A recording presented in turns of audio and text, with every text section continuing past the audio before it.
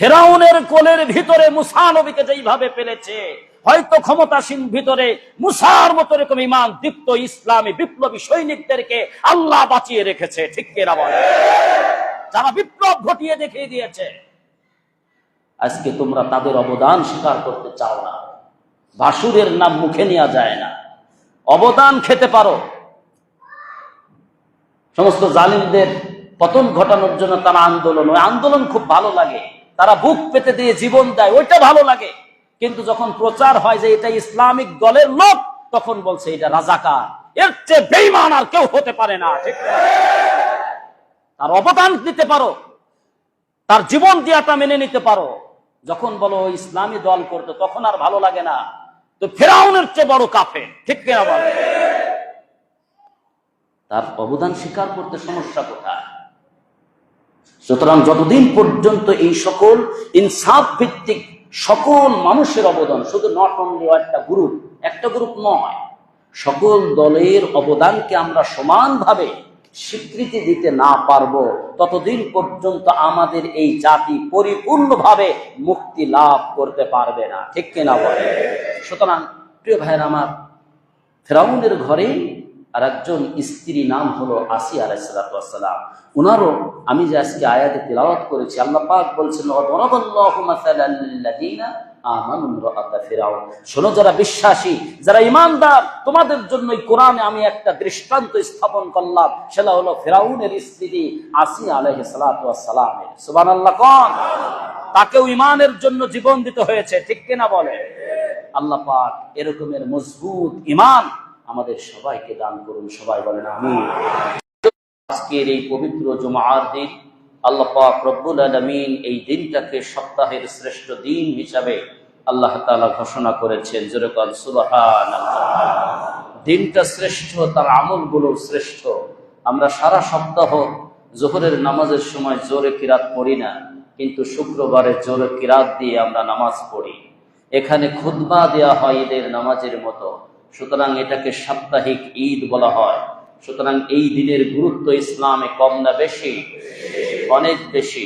সম্মানিত হাজিরিন, শুক্রবারে যদি কোনো ব্যক্তি ঈমানের সহিত আল্লাহ যদি তাকে নিয়ে যায় দুনিয়া থেকে, সে যদি ঈমানের সহিত মৃত্যুবরণ করে, হাদিসে এসেছে ওই ব্যক্তি শহীদের মর্যাদা পেয়ে যাবে।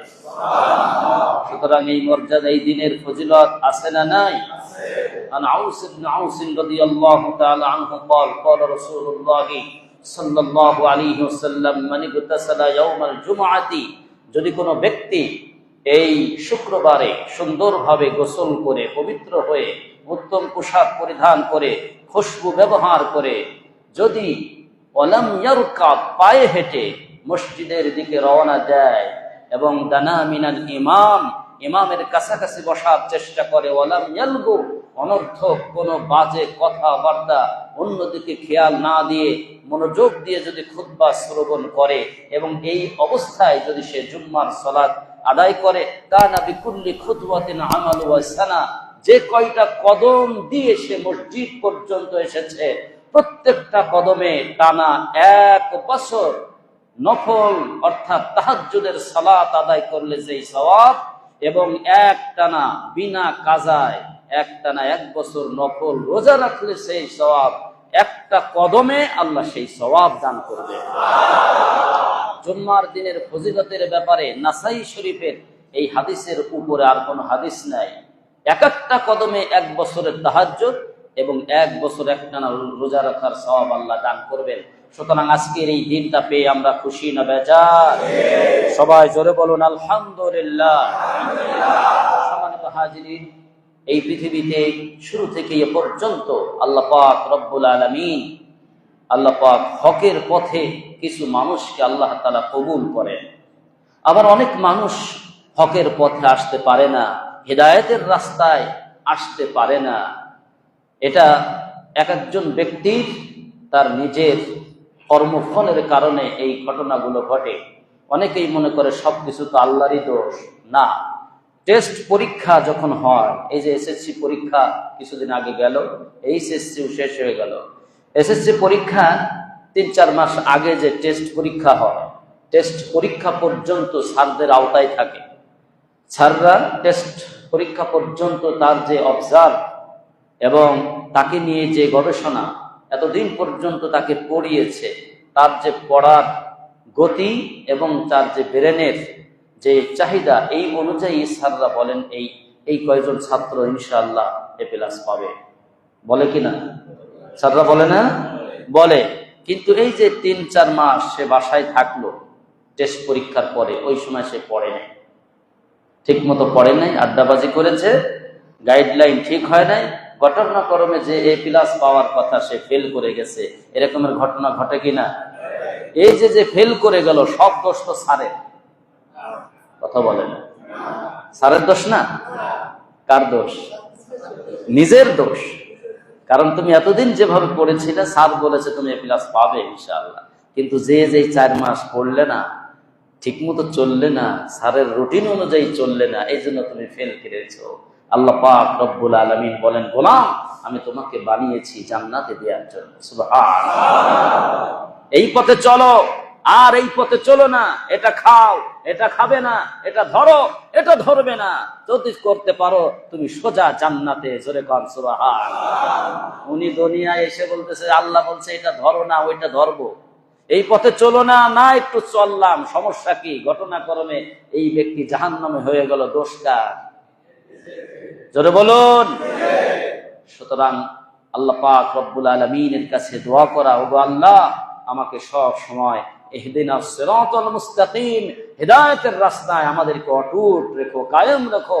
সবাই বলেন আমিন। আর একটু জোরে বলেন আমিন। পৃথিবীতে এমন ঘটনা অনেক হয়েছে, নবীর ঘরে জন্ম লাভ করেছে, নবীর সন্তান, সারা জীবন তাওহীদের বাণীর প্রচার করেছে তার আব্বা জান, দিনের পথে লড়েছেন, কাফের বেঈমানদের অনেক জুলুম নির্যাতন সহ্য করার পরেও দিনের রাস্তা থেকে চুল পরিমাণ সরে যায় নাই। আল্লাহ তাআলার পয়গম্বরগণ, রাসূলগণ কিন্তু তার অরসজান সন্তান তার ঘরে জন্ম নিয়েছে, আল্লাহ পাক তাকে পাঠিয়েছে, কিন্তু সে সেই হিদায়াত, সেই দিনের রাস্তায় চলে নাই, দিনকে কবুল করতে পারে নাই। এই কারণে নবীর সন্তান হয়েও জাহান্নামে চলে গেছে। আছে না নাই? আবার কাফের বেঈমানের ঘরে জন্ম নিয়েছে। আজর তারে ইব্রাহিম নবীর আব্বা জান সারা জীবন মূর্তি বানিয়েছে, বাজারে বিক্রি করেছে। ইনার ঘরে আল্লাহ পাক একটা সন্তান দিলেন, ইব্রাহিম, সাইয়্যিদুনা ইব্রাহিম আলাইহিস সালাতু ওয়াস সালাম। বাবাকে কোনোদিন নামাজ পড়া দেখলেন না, তাওহীদের কথা বলতে দেখলেন না, তাওহীদের বাণী কারণে কখনো শোনাইতে পারে নাই তার আব্বা জান, কিন্তু আল্লাহ পাক তাকে হেদায়েতের রাস্তায় কবুল করেছেন। উনি চেষ্টা করেছেন, উনি সূর্যকে দেখেছেন, মনে হয় এইটা মনে হয় আমার রব, চাঁদকে দেখেছেন, এটা মনে হয় আমার রব, দিনকে দেখেছেন, মনে হয় এটা আমার রব। শেষ পর্যন্ত তিনি বললেন এগুলো সব শেষ হয়ে যায়, দিন শেষে অস্তমিত হয়ে যায়, এটা আমার রব হতে পারে না। আমার রব হচ্ছে তিনি রাত দিন 24 ঘন্টা সব সময় যিনি আমাকে অবজার্ভ করে, আমাকে দেখেন এবং বুঝেন এবং শুনেন, তিনি আমার রব। জোরে বলেন সুবহানাল্লাহ। ইন্নী ওয়াজ্জাহতু وجهي للذي فطر السماوات والأرض حنيفا وما أنا من المشركين সুবহানাল্লাহ। আমি আমার সেই রবের দিকে মুখ ফিরালাম, মুতাওয়াজ্জিহ হলাম। ফাতারাস সামাওয়াতি ওয়াল আরদ, শুধু আকাশ আর জমিন না, চন্দ্র সূর্য না, গোটা পৃথিবী, নবমণ্ডল, ভূমণ্ডল, যার ইশারায় চলে, যিনি সৃষ্টি করেছেন, সেই আল্লাহর দিকে আমি আমার মুখকে ঘুরিয়ে দিলাম। সুবহানাল্লাহ। সেই রবের সাথে আমি কখনো শিরিক করব না, কখনো আমি আমার রবের প্রতি, রবের সাথে কাউকে শরীক অংশীদার করব না। আমি এক আল্লাহর প্রতি ঈমান এনে খাঁটি মুসলমান হলাম। জোরে কোন সুবহানাল্লাহ। তাহলে একজন কাফের বেঈমানের ঘরেও আসলেন, তিনি হিদায়াত পেয়ে গোটা পৃথিবীর মুসলিম মিল্লাতের জাতির পিতা হয়ে গেলেন। সুবহানাল্লাহ। প্রিয় ভাইরা আমার, সুতরাং আমি কি করছি, আমার কি কর্ম, আমি কি হুজুরের ছেলে না গায়রে হুজুরের ছেলে, আলেমের ছেলে, নবীর ছেলে না কিসের ছেলে, ডাজেন্ট ম্যাটার। ওইটা আল্লাহ তাআলা দেখবে না। আল্লাহ দেখবে আইয়ুকুম আহসানু আমালা, কার আমল কত সুন্দর, কি কত ভালো কাজ দুনিয়া থাকতেই করে গেছেন, সেই কর্মের প্রতিদান দিবেন কে? আল্লাহ সুবহানাহু ওয়া তাআলা। সম্মানিত হাজিরিন, একজন চাকর, একজন দাস, ইসলাম কি জিনিস দেখেন। চাকর, চাকর বাকর, দাস, গোলাম, একে আমরা মর্যাদা দেই না। অনেক সময় ভালো কোনো মজলিসে তাকে ডাকি না, কিন্তু আল্লাহ পাক তার দরবারে ওই চাকর বাকরের মর্যাদা অনেক হাজার রাষ্ট্রপ্রধান থেকে উপরে উঠে যায়। সুবহানাল্লাহ। কি মনে করেছেন? ইন্না আকরামাকুম ইনদাল্লাহি আতকাকুম। আল্লাহ তাআলার কাছে সব থেকে মর্যাদাবান ব্যক্তি সেই যে বংশে সব থেকে বড়, যে টাকায় সবচেয়ে বড়, যে ধনাঢ্যে সবচেয়ে বড়। এটা বলেছেন আল্লাহ। এটা বলছেন যার অন্তরে আমার ভীতি, যার অন্তরে তাকওয়া যত বেশি, আমার কাছে সে সব থেকে বেশি মর্যাদাবান হয়ে যাবে। সুবহানাল্লাহ। আমাদের হযরত বেলাল রাদিয়াল্লাহু আনহু, চেহারা কালো, নাক মোটা, ঠোঁট ফোলা, সমাজে কোনো তার কদর নাই, কোনো মর্যাদা নাই, কোনো অবস্থান নাই। তাকে দাস বলে ডাকে, গোলাম বলে ডাকে, কৃতদাস, হাবশী গোলাম, তার কোনো মর্যাদা নাই। নবী করিম সাল্লাল্লাহু আলাইহি ওয়াসাল্লাম মেরাজের রজনীতে বাইতুল মুকদ্দাস থেকে যখন রওনা করলেন, মেরাজ অদৃশ্য সেই সিঁড়িতে বেয়ে যখন রওনা দিয়েছেন, রওনা দিয়ে যখন প্রথম আসমান, দ্বিতীয়, তৃতীয়, সব আসমানগুলো শেষ, ফেরেশতা ডাক দিয়ে বলছে, জিবরাইল আলাইহিস সালাম বলছেন, সিদরাতুল মুনতাহা, ওগো রাসূল, এখন এতক্ষণ পর্যন্ত আমি আপনাকে সঙ্গ দিয়েছি, কিন্তু এর উপরে ওঠার আল্লাহ পাক কোনোদিন আমাকে অনুমতি দেয় নাই। সুবহানাল্লাহ। এখন আপনাকে একা যেতে হবে। কয়জন? এখন আপনি সফর করবেন একা, কারণ আপনি এমন একটা জায়গায় যাচ্ছেন শুধুমাত্র আপনার রব, আপনার মালিক আর আপনি ছাড়া কেউ থাকবে না। সুবহানাল্লাহ। মানুষের মর্যাদা বেশি না ফেরেশতার মর্যাদা বেশি? আওয়াজ করে বলুন, কার? ফেরেশতা যেখানে যেতে পারে না, সেখানে আল্লাহ পাক তার বন্ধু মানুষ নবিয়ুনা রাসূলুনা মুহাম্মদুর রাসূলুল্লাহকে সেখানে নিয়ে যাচ্ছে। সুবহানাল্লাহ। কার?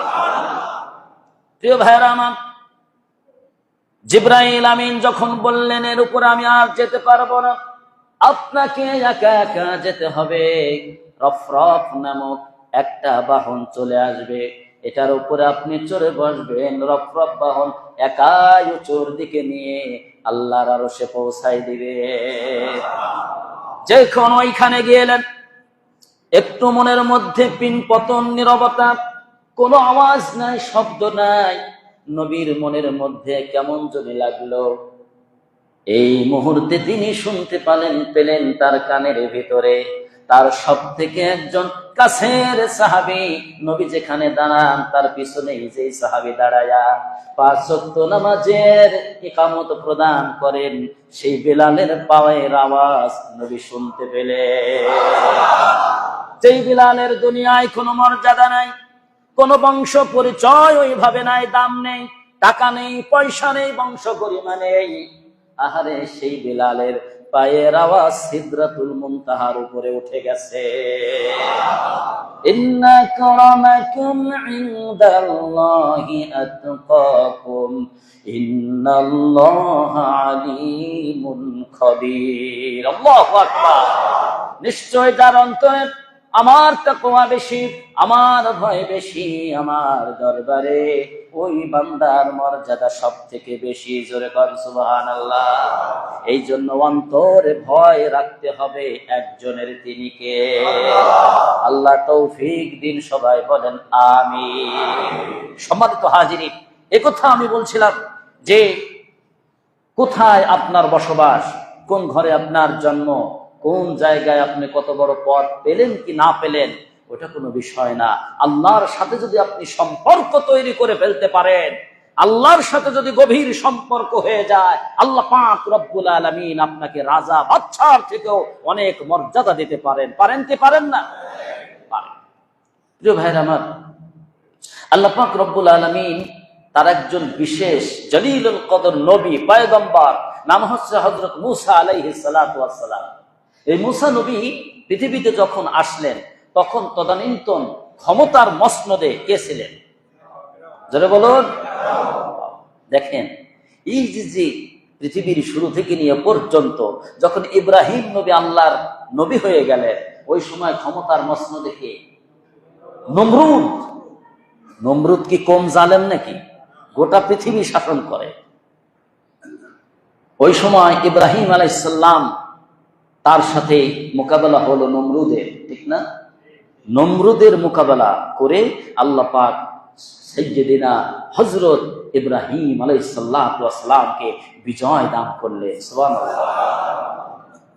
যখন মুসা আলাইহিস সালাম দুনিয়ায় আসলেন, ওই সময় রাষ্ট্র ক্ষমতায় পৃথিবীর মধ্যে সব থেকে বড় বড় জালিম হচ্ছে ফেরাউন।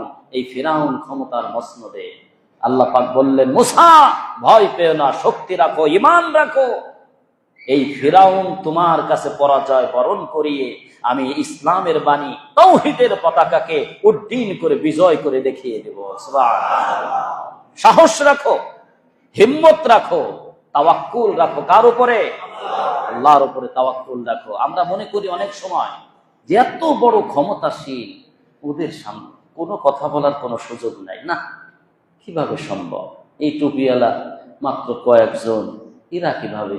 আরে টুপিওয়ালা সংখ্যা মংখ্যা এগুলো যত কমই হোক, আল্লাহ পাক রব্বুল আলামিন যখন বলেন, নিয়ত করেন যে এই গ্রুপটাকে আমি বিজয় দান করব, পৃথিবীর সব শক্তি মিলে বাধা দিলেও কি ওই বিজয় ক্ষমতা এবং ওই বিজয়কে ঠেকানোর ক্ষমতা কারো আছে? বলুন, পারবে ঠেকাইতে? না, কেউ পারবে না। নবী করিম সাল্লাল্লাহু আলাইহি ওয়াসাল্লাম যখন দ্বীনের দাওয়াত দিলেন, ক্ষমতার মসনদে কে? বলেন, মুখস্থ নাই? আবু জাহেল মুখস্থ নাই? তখন ক্ষমতার মসনদে আবু জাহেল। বলুন তো, আবু জাহেলের সাথে আমাদের প্রিয় নবী সাল্লাল্লাহু আলাইহি সাল্লামের মোকাবেলা করা লাগছে কি লাগে নাই? বলুন, লেগেছে। এমনকি সরাসরি যুদ্ধ হয়েছে বদরের প্রান্তরে, ঠিক না? সরাসরি লড়াই। সুতরাং মুসার সাথে ফিরাউনের সরাসরি লড়াই, নমরুদের সাথে সাইয়্যিদুনা ইব্রাহিম আলাইহিস সালামের সরাসরি লড়াই। সুতরাং আপনি যদি ইসলামের জন্য কিছু করতে চান, আপনি যদি ইসলামের পক্ষে থাকতে চান, দ্বীনকে বিজয় করতে চান, কালিমার পতাকা আল্লাহর জমিনে উড্ডীন করতে চান, তাহলে ইসলামের পক্ষে থাকার দরকার আছে না নাই? আপনি মনে করতে পারেন, আমরা মনে করতে পারি না হুজুর এই আপনার টুপিওয়ালা গ্রুপে তো লোক নেই, সুতরাং এই গ্রুপে আমি নাই। যদি দেখতাম যে অনেক বেশি চলে আসছে, আমিও চলে আসতাম। সংখ্যা দিয়ে কি ইসলামের বিজয় হবে? কি বলেন? ইসলামের বিজয় যখন আল্লাহ কবুল করবেন, আল্লাহ বলবেন যে এই সময় আমি ওদেরকে বিজয় দিব, সংখ্যা কম হোক আর বেশি হোক, আল্লাহর ইচ্ছায় চূড়ান্ত ভাবে বাস্তবায়িত হবে। ঠিক কিনা বলেন? যুগে যুগে এটা ইতিহাস। মানুষ মনে করতো যে না, এই সামনে কি কথা বলারই যোগ্যই রাখে না, সাহস রাখে না, এইখানে কিভাবেই হবে। কিন্তু এই ঘটনা আল্লাহ পাক রব্বুল আলামিন অলৌকিক ভাবে এমন ভাবে পরিবর্তন করে দেন যে মানুষ সেটা কল্পনাই করতে পারে না। ঠিক কিনা বলেন? মুসা আলাইহিস সালাতু ওয়াস সালামকে এখন বড় করবেন। ওই সময় তিনি আইন জারি করছেন, জালেম শাসক ফেরাউন পুরুষ সন্তান জন্ম লাভ করলেই তাকে কি করতে হবে? ইউযাববিহুনা আবনাআকুম, সাথে সাথে জবাই। অন্য কোনো বিচার নাই যে জেলখানায় আটকায় রাখো আজীবন, তাও না। সাথে সাথে পুরুষ সন্তান এখন জন্ম নিছে, এখনই কতল করে দাও, জবাই করে দাও। দেখেন বিচারটা কি। এই জন্য বলা হয়েছে এই পৃথিবীর ইতিহাসে সব থেকে বড় জালেমকে ফেরাউন। মানে জন্মের পরে ওকে কতল করতে, ওর কোনো পাপ আছে? ওর কোনো অন্যায় আছে? কথাই তো বলতে পারে নাই, আগেই জবাই করে দাও। এই সময় আল্লাহ পাক রব্বুল আলামিন তিনি ইচ্ছা করলেন আমার পয়গম্বর, আমার বন্ধু, আমার নবী মুসা আলাইহিস সালাতু ওয়াস সালামকে পৃথিবীতে আনবো, তাকে বড় বানাবো এবং তার হাতে 4 থাপ্পড় চর টর খাওয়াইয়া ফিরাউনকে নাস্তানাবুদ করে দেয়া হবে। আল্লাহু আকবার। মুসা নবী যেখানে আসবেন ওই ঘরের কাছেই ফিরাউনের সৈন্য ঘোরাফেরা করতেছে, বাচ্চা কেঁদে উঠলেই জবাই। মুসা আলাইহিস সালাতু ওয়াস সালামের মা গর্ভবতী। আল্লাহ পাক রব্বুল আলামিন অলৌকিক ভাবে গর্ভবতীর যে একটা আলামত থাকে, মুসা নবীর মার সেই আলামতটাকে হাইড করে দিয়েছেন, অদৃশ্য করে দিয়েছেন। জোরে পান সুবহানাল্লাহ। দুনিয়ায় পৃথিবীতে আসলেন, নবীদের প্রথম কথা হুঙ্গা হুঙ্গা হয় না, আমাদের নবী পৃথিবীতে যখন আসলেন প্রথম কথাই হলো আল্লাহু আকবার কাবীরা, জোরে কর সুবহানাল্লাহ। তারা কান্দে নেই, শব্দ বের করেছেন আল্লাহু আকবার কাবীরা, সুবহানাল্লাহ বলবেন। মুসা নবী আসলেন, দেখলেন যে পুত্র সন্তান আসবে তো আশপাশে সৈন্যরা যে কোনো সময় কতল করবে। আল্লাহ পাক রব্বুল আলামিন চিন্তা করলেন আমি এই সন্তানকে এই নদীতে ভাসিয়ে দেব, আল্লাহর মাল আল্লাহ যা করে করুক, তিনি বাঁচাবেন, কিন্তু সৈন্যের হাতে তো দেওয়া যাবে না। কিন্তু তার জন্য যে একটা করব, তৈরি করব, যে বাক্স টাক্স তৈরি করবো, সেটা তো নাই। কিভাবে তৈরি করে? পাশ দিয়ে একজন যাচ্ছে, বলতেছে মা কেউ কি সুন্দর বাক্স টাক্স বানাবেন? আমি সুন্দর বানাইতে পারি, দেখেন। বলছে তাই নাকি? তাড়াতাড়ি আসেন, বানান একটা। বলছে আপনি এক বদনা পানি নিয়ে আসেন, আমি যন্ত্রগুলো একটু ধার ধুর দেওয়ার দরকার আছে। পানি নিয়ে এসে দেখে বাক্স বানানো কমপ্লিট। নেন। বলছে কি বললেন? বদনা দিয়ে পানি আনতে বললেন আর বানানো কমপ্লিট।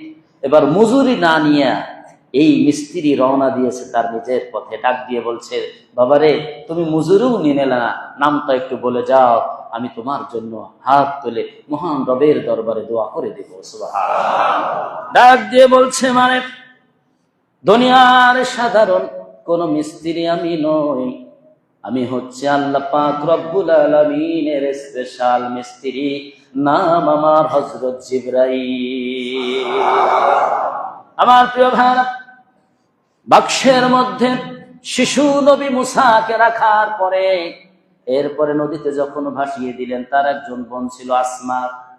ডাক দিয়ে বলছে মারে আসমা রে, তোমার ছোট্ট ভাইয়া কোন দিকে রওনা দেয়, পানির স্রোতের সাথে কোন দিকে চলে যায়, হালকা একটু নজরে রাখবা, কিন্তু বারবার তাকাবা না। ওইখানে ছাগল বকরি চড়াবা, মাঝে মাঝে টেরে টেরে তাকাবা, কোন দিকে যায় যেন বুঝতে না পারে। বুঝতে পারলেই তো সমস্যা, ঠিক কিনা বলেন? আমার প্রিয় ভাইরা, তিনি দেখতে পেলেন সমুদ্রের এই নদীর স্রোতের টানে ঢেউর সাথে সাথে ভাসতে ভাসতে, যার জন্য ভয় পেয়ে বাক্সের মধ্যে আমার ছোট্ট ভাইকে নদীর বুকে ভাসিয়ে দেওয়া হয়েছে, সেই মহা জালেম ফিরাউনের ঘাটের দিকেই বাক্সা যায়। আল্লাহু আকবার। আমার প্রিয় ভাইরা, মুসা নবী ফিরাউনের ঘাটে গেল। এবার আসিয়া সহ বান্ধবীরা সাথীরা গোসল করতে আসলো। কিরে এত সুন্দর বাক্স কি? বাক্সটা খোলার সাথে দেখলাম পূর্ণিমা রাতের চাঁদের চেয়ে সুন্দর শিশু নবী মুসা মায়া ভরা দৃষ্টি নিয়ে আসিয়ার দিকে তাকিয়ে আছে। মায়া লেগে গেল, চোখে চোখে কানেকশন, মা সন্তানের যেই কানেকশন, এই মায়া লেগে গেল। আসিয়া বলল সন্তান রে আমার কোলে তুলে দাও। নিয়ে গেল। ফেরাউন বলছে কাকে নিয়ে আসছো? এটা একটা সন্তান, তুমি জানো না এত বছর তুমি সংসার করো আমার সাথে, আমাদের কোনো পুত্র সন্তান নাই।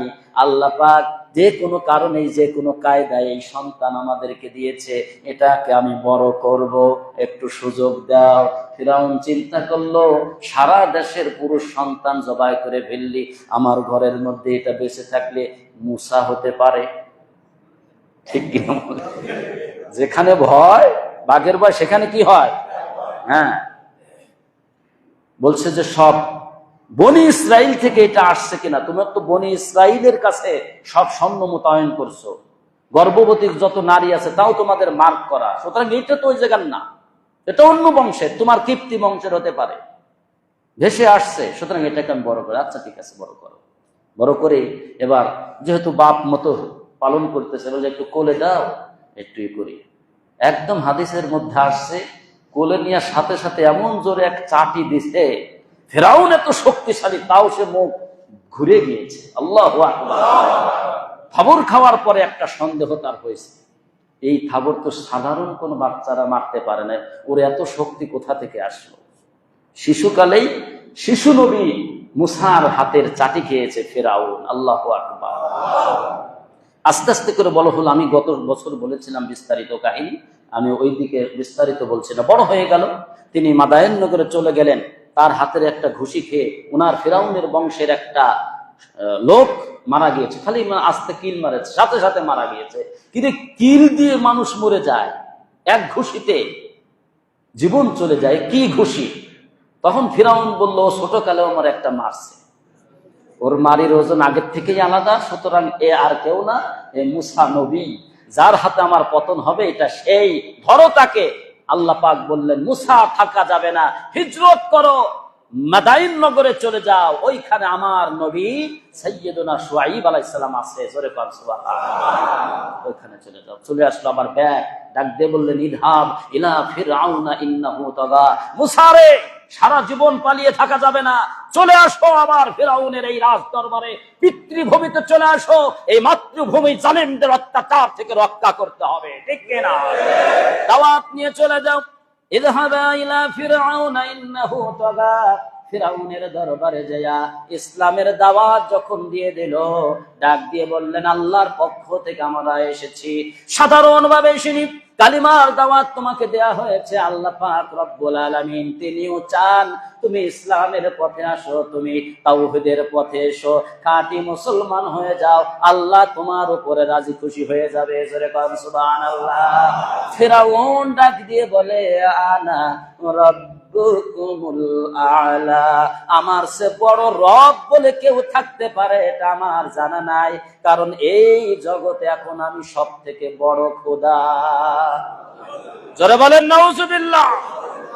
ফিরআউনের ঘরের মধ্যে আর একটা ঘটনা ঘটে গেছে, সেটা হলো ফিরআউন তার যা কিছু শুরু করবে, যে কোনো কাজ, ঘরে ঢোকা, কোনো কাজ, কেবল ঘর বাড়ি শুরু করতেছে, কাজ শুরু করতেছে, কলকারখানা শুরু করতেছে, তারপরে কৃষি কাজ শুরু করতেছে, আমরা সব কাজের শুরুতে কি বলি? আওয়াজ করে বলুন, কি বলি? বিসমিল্লাহ। বিসমিল্লাহ বলে আমরা কাজ শুরু করি। ফিরআউন আইন জারি করলো, আল্লাহর নামে কোনো কাজ শুরু হবে না, কাজ শুরু হবে আমি ফিরআউনের নামে, জোরে কর নাউজুবিল্লাহ। ঘরের মধ্যে তার দাসী, ঘরের মধ্যে দাসী ফিরআউনের কন্যা চুল আশ্রয় খেদমত করে, সেবা শুশ্রূষা করে। তার চুল আশ্রয়তে যাইয়া ঘটনাক্রমে তার হাত থেকে চিরুনিটা ছুটে পড়ে গেছে। যখন চিরুনি ধরতে যায়, তিনি বুঝতেছেন বিসমিল্লাহির রহমানির রহিম, আল্লাহু আকবার। ফিরআউনের কন্যা আগুন, ফিরআউনের কন্যা, ফিরআউনের একেবারে কপি মতো না হইলেও তো কাছাকাছি হবে, ঠিক না? বলছে, তুমি কি বললে? বলছে, আমি বিসমিল্লাহ বললাম, আল্লাহর নামে। বলছে, তুমি জানো এর শাস্তি কি হবে? এখন এই দেশের সব কাজ হবে আমার বাবার নামে, আর তুমি বলতেছো যে আল্লাহর নামে, তোমার কি শাস্তি হবে? যে শাস্তি দাও, আমি আল্লাহর নাম ছাড়বো না। সুবহানাল্লাহ। তিনি ফিরআউনের ঘরের কি বলেন, তার মর্যাদাটা কি? জোরে বলুন। দাসী। দাসীর অন্তরে এমন কঠিন ঈমান দিলেন কে? বল, সব আল্লাহর নামে, তাই নাকি? দেখি তোমার ঈমান কি মজবুত। বাবাকে জানানো হলো। এবার ফিরআউন বলল, তাই নাকি? আমার ঘরের ভিতরে দাসী হইয়া আমার হুকুম মানে না, দাঁড়া, ওকে আগে শাস্তি দেওয়া হবে। এবার তার কোলে ছিল সন্তান তিনটা। বড় সন্তানকে বলো, তেল জ্বালাও, তেলের মধ্যে ছেড়ে দেওয়া হলো, মোটামুটি চপের মতো ভাজা হয়ে গেল। জীবন চলে গেছে এক সন্তানের, চোখের সামনে পোড়াচ্ছে। কি পরীক্ষা চলতেছে এবার হিসাব করে। তারপরেও তিনি শক্ত, না, আমি আল্লাহর নাম ছাড়তে পারবো না। দ্বিতীয় সন্তানকে আবার যখন তেলের উপরে ছাড়া হলো, তারপরেও তিনি আল্লাহর উপরে ঈমান মজবুত ভাবে ধরে রাখলেন। এবার ছোট্ট সন্তান ছিল তার কোলে, যেই সন্তানটা তাকে মা মা বলে কেবল ডাকে আর বুকের দুধ খায়, এই সন্তানকে কোল থেকে যখন ছিনিয়ে নিয়ে যায় ফিরআউনের সৈন্যরা, তখন মা আর সহ্য করতে পারে না। মা এবার কি করবে বুঝতে পারে না। আহারে, কেবল কলিজার টুকরা সন্তান, বয়স মাত্র অল্প কিছুদিন, আমার বুকের দুধ খায়, এই সন্তানকেও ফিরআউন হত্যা করবে, কি করবে বুঝতে পারে না। ঠিক এই মুহূর্তে আল্লাহ পাক রব্বুল আলামিন ওই ছোট্ট মাসুম বাচ্চার কণ্ঠ দিয়ে জবান পরিষ্কার করে দেয়। জোরে কান সুবহানাল্লাহ। ডাক দিয়ে বলছো, গো মা, ভয় পেও না, ভয় পেও না। আল্লাহ পাক আমাকে তোমাকে একটা মেসেজ দিতে বলছেন এই মুহূর্তে। এই যে তেলের যে তেলের যে কড়াই দেখতেছো, এটা কড়াই না, এটা একটা সিঁড়ি, এটা একটা ব্রিজ। এই ব্রিজটা পার হওয়ার সাথে সাথে জান্নাতের সুঘ্রাণ আমি পাচ্ছি। ভাইরা আমার, ছোট্ট দুধের সন্তানের মুখ দিয়া এমন ইমান দীপ্ত সংবাদ শোনার পরে দাসীর ইমান আরো মজবুত হয়ে গেল। তারা জীবন দিয়ে দিল, পরিবার সহ আল্লাহর নাম ছাড়লো না। মিরাজের সময় বিশ্ব নবী মুহাম্মদুর রাসূলুল্লাহ সাল্লাল্লাহু আলাইহি ওয়াসাল্লাম জান্নাত যখন প্রদক্ষিণ করছিলেন, সাথে ছিল হযরত জিবরাইল আলাইহিস সালাম। একটা ঘুরতে ঘুরতে এমন একটা জায়গায় গেলেন, জান্নাতের সব থেকে বেশি সুঘ্রাণ সেখান থেকে আসতেছিল। ডাক দিয়ে বললেন, ওগো ভাই জিবরাইল, জান্নাতের এত জায়গায় গেলাম, এই জায়গায় সব থেকে বেশি সুঘ্রাণ কেন আসতেছে? এবার জিবরাইল বলছে, ওগো রাসূল, আপনি জানেন না, এইটা হলো ফিরাউনের সেই দাসী যে আল্লাহর জন্য সপরিবারে তাদেরকে শহীদ করে দেওয়া হয়েছিল। আল্লাহ তাদের জন্য এই জায়গাটা নির্ধারণ করেছে। জান্নাতের সব থেকে সুঘ্রাণওয়ালা জায়গা একটা দাসীকে আল্লাহ হাদিয়া দিয়েছেন। জোরে কোন সুবহানাল্লাহ। ঈমান। সুতরাং ঈমান হচ্ছে কে দাসী কে কি ওটার বিষয় না, বিষয় হচ্ছে অন্তরে কার ঈমান কত মজবুত, ঠিক কিনা বলে? দেখেন, এরপরে তার স্ত্রী আসিয়া আলাইহিস সালাতু ওয়াস সালাম, মুসার সাথে লড়াই চলতেছে ফেরাউনের। এবার ডাক দিয়ে বলছে, কে জিতলো? সৈন্যবাহিনী বলতেছে, ঘটনাক্রমে মুসাই জিতে গেছে, আমাদের এত বড় বিশাল বাহিনী হেরে দিয়েছে। কয়, আলহামদুলিল্লাহ রব্বি মুসা ওয়া হারুন, আমি আমার আমানতু বিরব্বি মুসা ওয়া হারুন, মুসা এবং হারুনের রবের প্রতি আমিও ঈমান আনলাম। সুবহানাল্লাহ। বারবার জয়লাভ শোনে আর এই কথা বলে।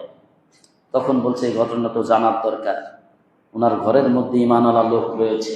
আল্লাহ পাক রব্বুল আলামিন এত বড় জালেম, তার ঘরের ভিতরে পাক্কা ঈমানদার তৈরি করছে। সুবহানাল্লাহ। এটা আল্লাহ তাআলার রুলস, এটা আল্লাহ তাআলার নিজাম, আল্লাহ তাআলার সিস্টেম। অনেকেই বর্তমান সময়ে দেখেন না, বর্তমান সময়ের যে ঢাকা ইউনিভার্সিটির এই সব কাহিনী নিয়ে ইসলামী দল যারা করেছে সারা জীবন, ওই যে আগে যে ক্ষমতায় ছিল আওয়ামী লীগ, তাদের সাথে মিশে মিশে ছিল, তাদের ভিতরে ছিল, এখন আবার বিরাট নেতা হয়ে গেছে। আরে পাগল, ওইটা তো আল্লাহর সিস্টেম। ফেরাউনের কোলের ভিতরে মুসা নবীকে যেইভাবে পেলেছে, হয়তো ক্ষমতাসীন ভিতরে মুসার মতো এরকম ঈমান দীপ্ত ইসলামী বিপ্লবী সৈনিকদেরকে আল্লাহ বাঁচিয়ে রেখেছে, ঠিক কিনা বলে? যারা বিপ্লব ঘটিয়ে দেখিয়ে দিয়েছে। আজকে তোমরা তাদের অবদান স্বীকার করতে চাও না, ভাসুরের নাম মুখে নেওয়া যায় না। অবদান খেতে পারো, সমস্ত জালিমদের পতন ঘটানোর জন্য তারা আন্দোলন, ওই আন্দোলন খুব ভালো লাগে, তারা বুক পেতে দিয়ে জীবন দেয়, ওইটা ভালো লাগে। কিন্তু যখন প্রচার হয় যে এটা ইসলামিক দলের লোক, তখন বলছে এটা রাজাকার। এর চেয়ে বেঈমান আর কেউ হতে পারে না, ঠিক না? তার অবদান দিতে পারো, তার জীবন দিয়াটা মেনে নিতে পারো। যখন বলো ইসলামী দল করতে, তখন আর ভালো লাগে না। তো ফেরাউনের চেয়ে বড় কাফের, ঠিক কিনা বলে? তার অবদান স্বীকার করতে সমস্যা কোথায়? সুতরাং যতদিন পর্যন্ত এই সকল ইনসাফ ভিত্তিক সকল মানুষের অবদান, শুধু নট অনলি একটা গ্রুপ নয়, সকল দলের অবদানকে আমরা সমানভাবে স্বীকৃতি দিতে না পারবো, ততদিন পর্যন্ত আমাদের এই জাতি পরিপূর্ণভাবে মুক্তি লাভ করতে পারবে না, ঠিক কিনা বলে? সুতরাং প্রিয় ভাইয়েরা আমার, ফেরাউনের ঘরে আর একজন স্ত্রী নাম হলো আসিয়া আলাইহিস সালাম। উনারও আমি যে আজকে আয়াতে তিলাওয়াত করেছি, আল্লাহ পাক বলছেন, ওয়াদারাবাল্লাহু মাসালাল লিল্লাযিনা আমানু ইমরাআতা ফিরাউন। শোনো যারা বিশ্বাসী, যারা ঈমানদার, তোমাদের জন্য এই কোরআনে আমি একটা দৃষ্টান্ত স্থাপন করলাম, সেটা হলো ফিরাউনের স্ত্রী আসিয়া আলাইহিস সালাম। সুবহানাল্লাহ। কোন তাকেও ঈমানের জন্য জীবন দিতে হয়েছে, ঠিক কিনা বলে? আল্লাহ পাক এরকমের মজবুত ঈমান আমাদের সবাইকে দান করুন, সবাই বলেন আমিন।